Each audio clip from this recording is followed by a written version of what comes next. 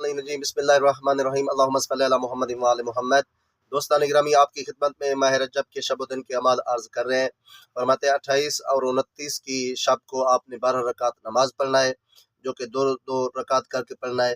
पहली रकात में भी और दूसरी रकात में भी अलहम्द के बाद 10 मरतबा सूरत आला और सूरत कादर की तिलावत करनी है।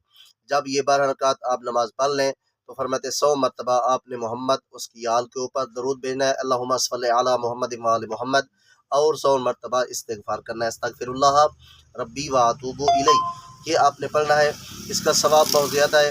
पैगम्बर खुदा सल्लल्लाहु अलैहि वसल्लम इरशाद फरमाते, जो बंदा भी इन 2 रकातों में ये नमाज बजा लाएगा तो खालिक कायनात उसको फरिश्तों की तादाद के मुताबिक उसको सवाब अता फरमाएगा। यानी मलाइका मासूम है और जो वो सफजर है उनका सवाब ज़्यादा है। जो भी बंदा ये अमल बजा लाएगा तो खालिक कायनात मलाइका की तादाद के बराबर उस बंदे मोमिन को सवाब अता फरमाएगा।